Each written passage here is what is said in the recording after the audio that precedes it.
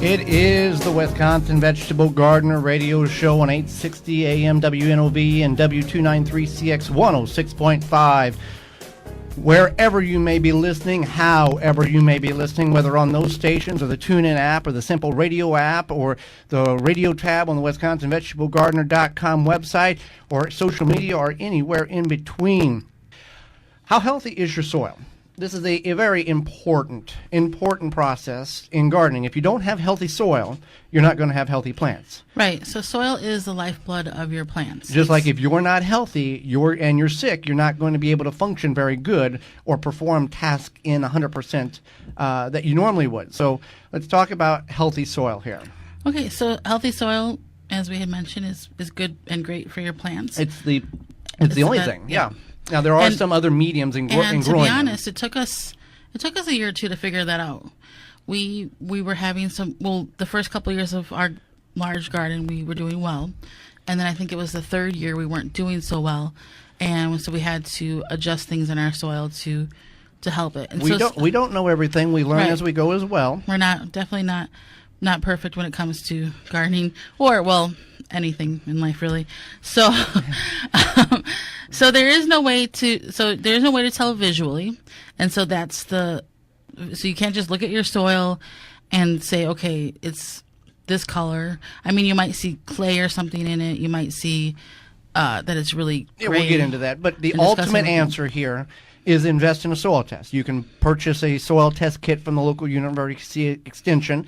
And just like anything in life, the more money you invest in it, the more details you get back about your soil. Now, there are soil tests available on Amazon. You can buy it for, I think it's $30. You get it, you fill out the paperwork, you put the soil in, you send it off, and they email you the test results. But that gives you some idea. But let's say we don't want to invest. Now, I do want to caution, and I want to warn you.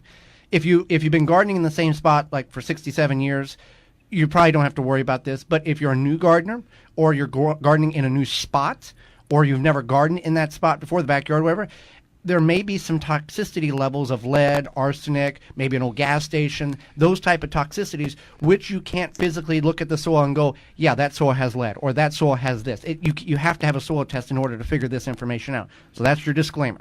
All right, now we go. Okay, so if you don't want to do a soil test, outside of Joey's disclaimer there, you can take a look at your soil and you can determine some things.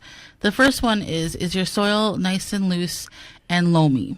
So does that mean that if you take a little hand trowel, dig into the soil, do you have to work really hard to dig into the soil, or is it easy? There is going to be some natural resistance, natural compaction.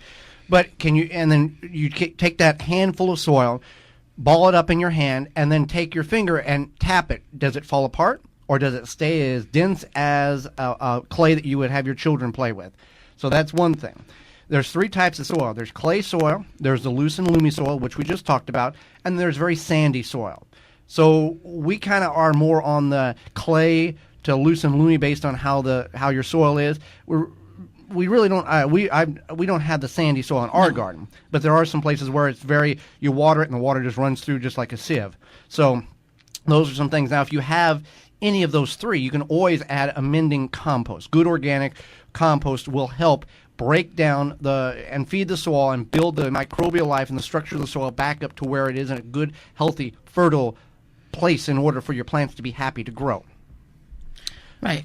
So the reason you want the loose and loamy soil is because you want your plants to be able the roots to expand and get into the soil. And also if you're growing root crops, that gives them a chance to expand as well. With dense soil, root crops such as potatoes, beets, parsnips, carrots, they don't grow very well because the soil is too dense for them to penetrate through the soil. So a lot of gardening, yeah, you can learn stuff from our YouTube videos, from our website, but there's a certain percentage of gardening that comes with common sense, okay? 4 plus 4 is 8. Common sense. We know that. So there's certain aspects of gardening that's common sense that you go, that doesn't look right. Why? Don't keep doing it then. Figure out what's wrong. Another thing is if you're just physically looking at your soil, whether you've had a garden there or never had a garden there, what does the plants or the vegetation that is currently in that location look like? Yeah, if they look nice and green and lush, that's probably a good sign that the soil is going to be nutrient dense. If you have some sparse, patchy looking grass, If it's a bare area that, what oil was dumped there at one time 37 years ago, stuff is not going to grow, and you're wasting your time. Go to a raised bed or container.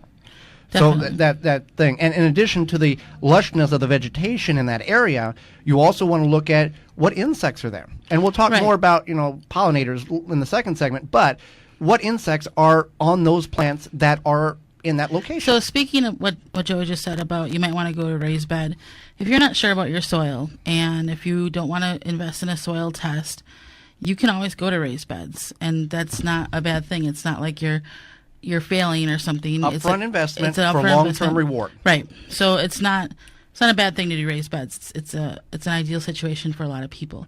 So we'll talk about the large population of beneficial insects and organisms. Well, first we got to talk about the small population of bad bugs. Okay, let's talk about bad bugs. Bad bugs are not the worst thing to have in your garden. It's when they become a problem. If you have a population of bad bugs, that's good.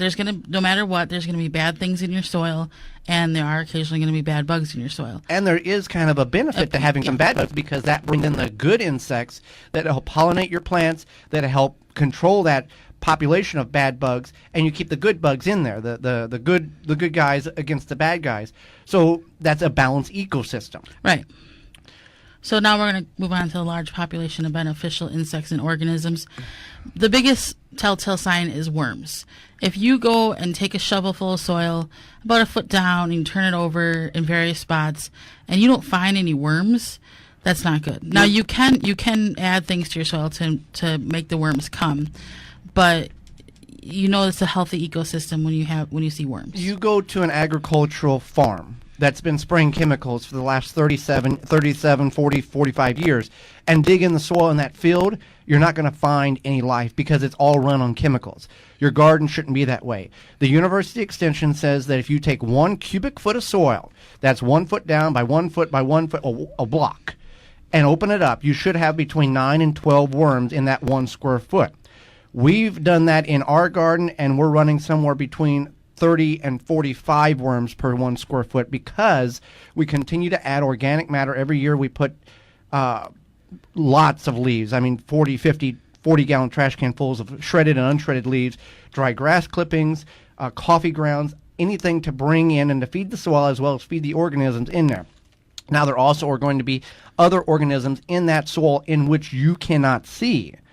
But if you have the worms there, that is the telltale sign that your ecosystem is very good, because if there's no worms, the likelihood of other beneficial organisms and insects in the soil in which you can't see, that you only can see under a magnifying glass or what do you call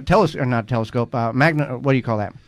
Microscope is probably not going to be there. Right. So that's, and healthy soil, in order to build any soil, and the disclaimer was if it's not lead or toxic or anything like that, just normal, everyday, regular backyard soil, compost is the answer. You can add granular fertilizer, yes.